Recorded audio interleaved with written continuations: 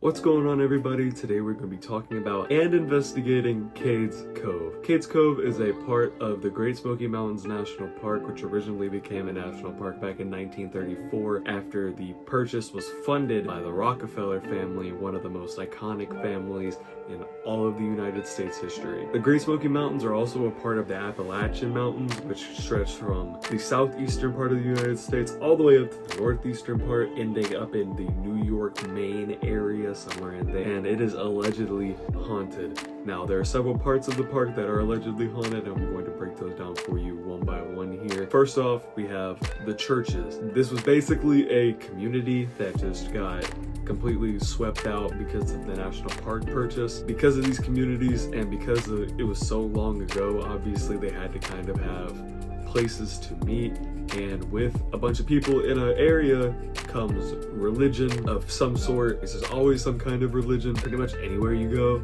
and they were pretty much all devout Christians. There are also graveyards. Obviously, when you have a bunch of people, you have to have a place to bury them, and when there's anyone buried anywhere, when there's anything related to death, may that be a hospital, a road, anything that's like even like remotely death adjacent, there's always going to be ghosts, allegedly. And then there are the cabins, and there's also the adjacent Elkmont town. However, scary ghosts that go bump in the night aren't the only things that are allegedly inhabiting this abandoned area. There are also cryptids. If you don't know what a cryptid is, it is a creature that kind of takes place in reality, but it teeters on the edge of fantasy as well. So one of the most famous examples of a cryptid is Bigfoot, basically just a gorilla man. He is more of a monkey than a man. However, Tennessee specifically has its own version of Bigfoot. It is the Tennessee Wild Man.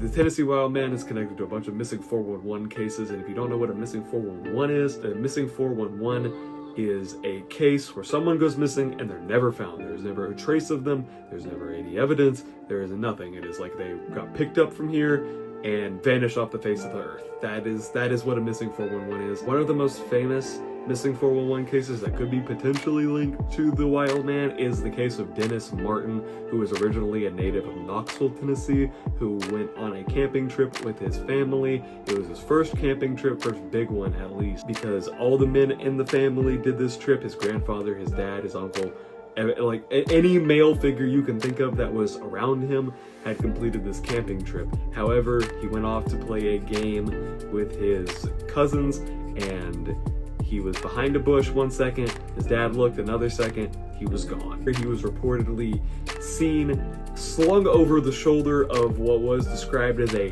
7-foot tall, hairy man beast.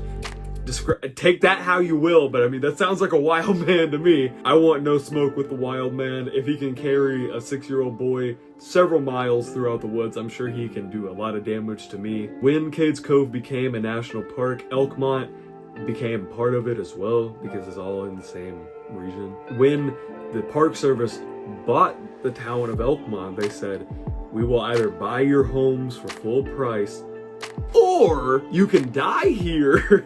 And then, no, we just take your home because we bought this is our land now, and sucks to suck, I guess. Anytime there's like a ghost town like that's just left completely abandoned, which is what Elkmont is. It's a town that basically there were people there 1 minute, and then slowly over the course of several years, they just left because of either voluntarily leaving or passing away, and then, you know, their homes were just like given to the National Park Services. So now that we've gotten all that out of the way, we have 3 main questions that we're going into this investigation with.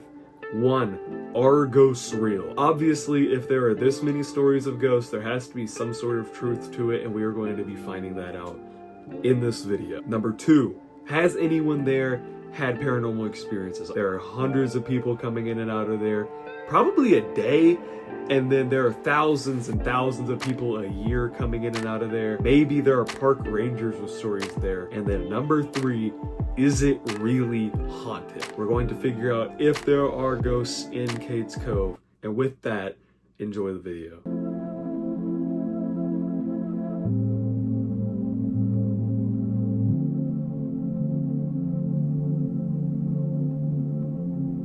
the first church, bro. This place is spooky as fuck, bro. This church and the adjacent graveyard really didn't have much to offer other than the fact that it was the oldest church in Cades Cove, and also there was a grave with the same last name as me there. That's probably my relative, to be honest. If you really think about it. Could you imagine like not knowing there are people working in here and all you hear from the church is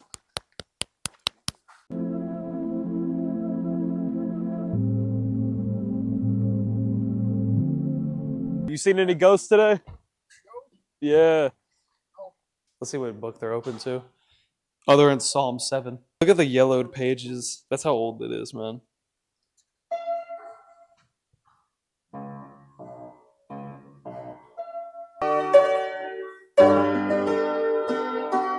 It's not bad. It's like kind of works, but not really. Similar to the Baptist church, the Methodist church really didn't have all that much to offer other than the fact that they did have a piano. And it feels weird walking into an abandoned church. I really can't describe it, but it really does feel like you're somewhere that you're not supposed to be. Again, for the graveyard, really just old graves, not really a whole lot. And while chapter 1 of our investigation might have been a complete and total failure, it is about to get way crazier with chapter number 2.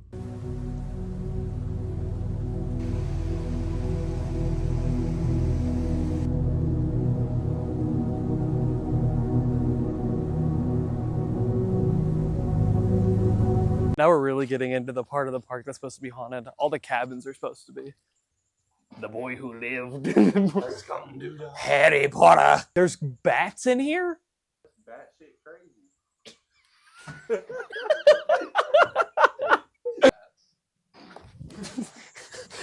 His noise scared the fuck out of me. Like, it was like above me, and I was like, what the fuck is that? I genuinely jumped so bad. My heart fucking skipped the beat.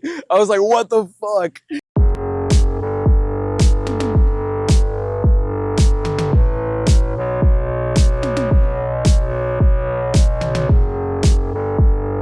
Can we get on top of it? Yes. I low-key think you could. There's a climb ladder. up the ladder, Riley.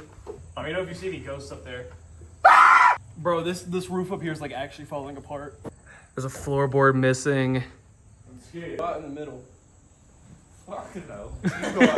It look-y got cold as fuck whenever you walk. That's what I'm saying, dude. Like haunted shit, whenever you walk in something, it gets cold. Yeah. Riley, step inside. Step like all the way inside here. Tell me if it gets colder or not. Yeah. Upstairs. That's where the bats are, bro. 100%.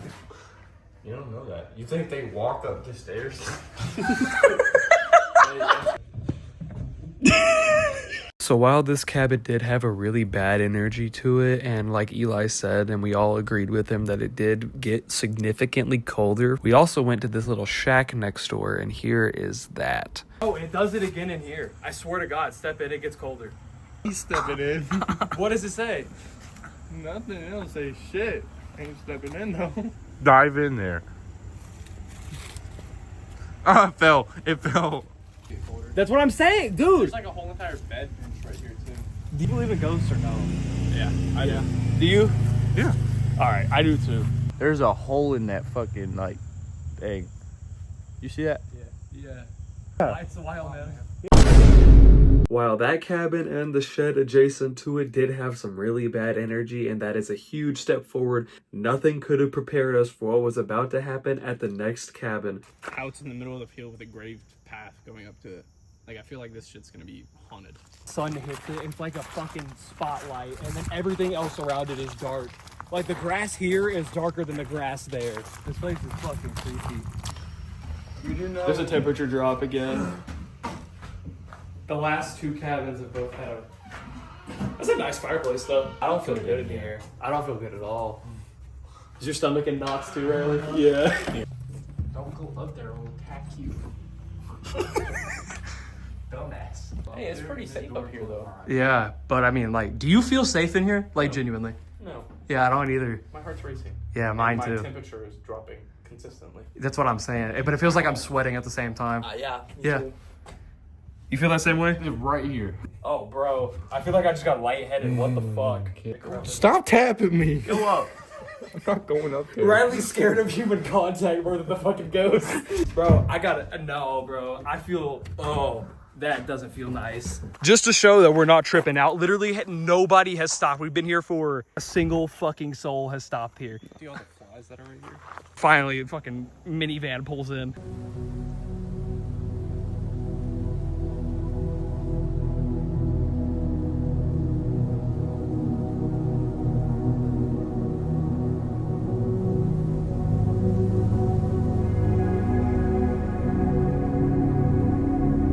Daisy Town. It was a tourist area. People from North Carolina and Knoxville would come through. Fucking haunted. That looks like a suburban house. That's haunted. It feels so wrong walking through like where someone like used to live, you know? No, I don't know. Why is there a window in a bedroom? You can see the ground. What the hell is this? It's a weird ass looking sink though. Original stove. Frozen. Welcome to McDonald's. What you want? Are you McDonald's or my McDonald's? I asked you what you wanted from McDonald's. So what do you think? Can I get a Big Mac? Big Mac. Huh? You'll never have a six-pack. Huh?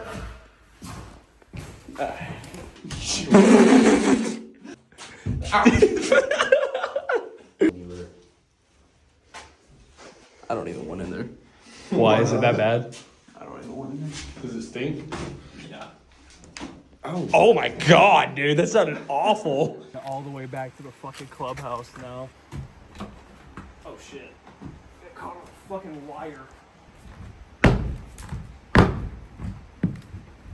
These chairs are pretty comfy, Riley, if you want to take a seat. I saw a guy go down on a bike and I thought I was seeing shit for a second. I was so fucking paranoid there for a minute. In conclusion, do I think Cades Cove is haunted? Yes, I 1000% do. Especially in that last cabin that we went in. I'm blanking on the name, but you all know exactly what I'm talking about.